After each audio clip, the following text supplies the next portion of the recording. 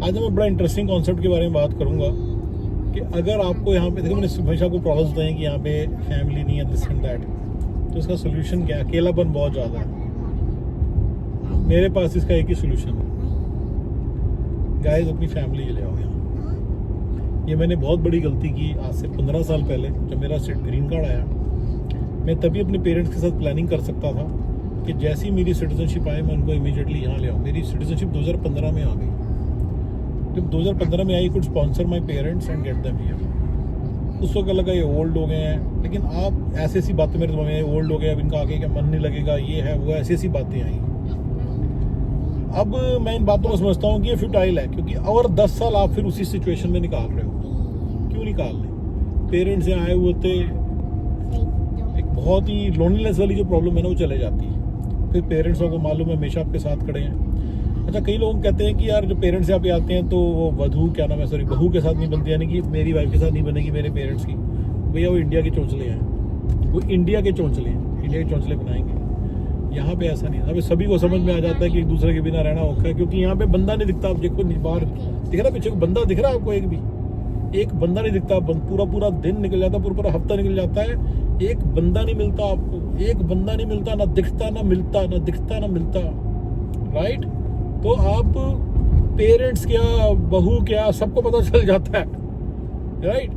Parents फिर आते हैं, धीरे धीरे ड्राइविंग लाइसेंस ले लेते हैं, थोड़ी बहुत वो दादा दादी भी टाइम स्पेंड करते हैं बच्चों के साथ, उनको घुमाने ले जाते हैं। कभी किस दिन आपको ब्रेक मिल जाता है, किस दिन आप ले जाते हो दादा दादी को ब्रेक। क्या मज़ेदार लाइफ बन जाती है।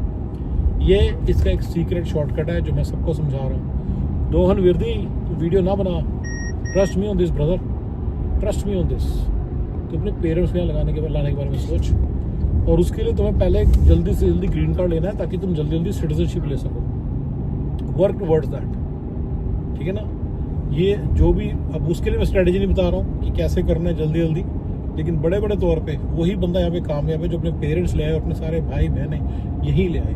वो बंदा बहुत कामयाब है। यहाँ की जो ऑर्गेनिक लाइफ है वो एक तो ऑर्गेनिक प्लस में कन्वर्ट हो जाती है इमीडिएटली। उसका रीज़न है, देखो मैंने बता, सारी देखो 3-4 भाई बहन है, आसे पासे रह रहे हैं, सारी ड्यूटीज काम को बंट गए।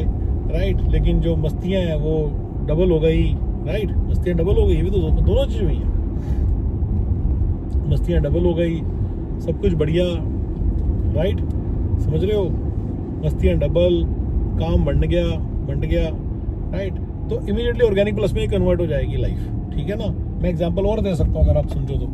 मान लो काम वाली आती है, चार्जेस $2500, $300, तो आप 4 बंदे उससे हेल्प ले रहे हो, 4 बंदों का खाना बनेगा, तो आपका खर्चा बहुत ही कम हो गया, बहुत रीजनेबल सा हो गया। इस कंट्री के हिसाब से बहुत ही रीजनेबल है। इस कंट्री के हिसाब से मेड को अगर आपको पर हेड 70,000 रुपये देना पड़ जाए और 4 फैमिलीज है, 2.5-3 लाख रुपये जा रहा है, तो कोई बहुत ज़्यादा गलत नहीं जा रहा। 3,000 × 90, 2.25 लाख जा रहा है। हाँ, 60,000 70,000 जा रहा है, तो इतनी गलत चीज़ नहीं जा रही। बहुत बढ़िया नंबर है ये, क्योंकि यहाँ पे फिर आपकी कमाइयाँ तो है ही ना, एब्सोल्यूट नंबर कमाइयाँ तो है ही।